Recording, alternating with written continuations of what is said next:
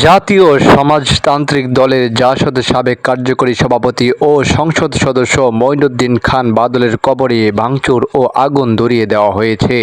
মঙ্গলবার বেলা ২টার দিকে চট্টগ্রাম জেলার বোয়ালখালী উপজেলার সারোয়ারতলী গ্রামে পারিবারিক কবরস্থানে এ ঘটনা ঘটে। এ ঘটনা লিখে সামাজিক যোগাযোগ মাধ্যম ফেসবুকে স্ট্যাটাস দেন তার স্ত্রী সেলেনা খান। পাশাপাশি তিনি থানায় অভিযোগ করেছেন। মঈনুদ্দিন খান ২০০৮ সালে নবম জাতীয় সংসদ নির্বাচনে চট্টগ্রাম ৮ আসনে আওয়ামী লীগ নেতৃত্বাধীন মহাজোট থেকে প্রথমবার সংসদ সদস্য নির্বাচিত হন। এরপর ২০১৪ সালে দশম ও ২০১৮ সালে একাদশ সংসদ নির্বাচনেও সংসদ সদস্য নির্বাচিত হন। ২০১৯ সালের ৭ নভেম্বর তিনি মারা যান। সারোয়ারতলী বাড়ির পাশে তাকে কবর দেওয়া হয়।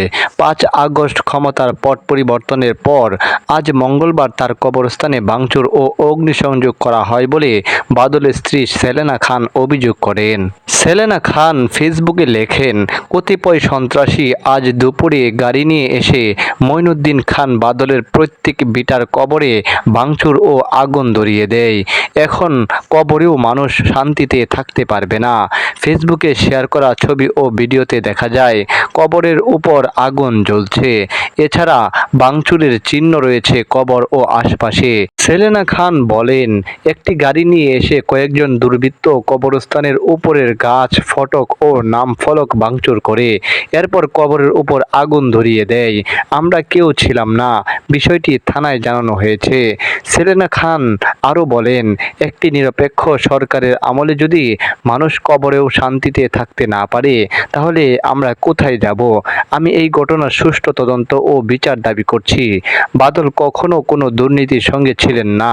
তার কোনো বদনাম নেই। তিনি একজন বীর মুক্তিযোদ্ধা।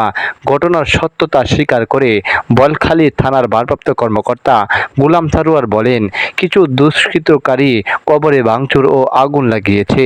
অভিযোগ শুনে ঘটনাস্থলে গিয়ে ঘটনার সত্যতা পাওয়া গেছে। বিষয়টি তদন্ত চলছে।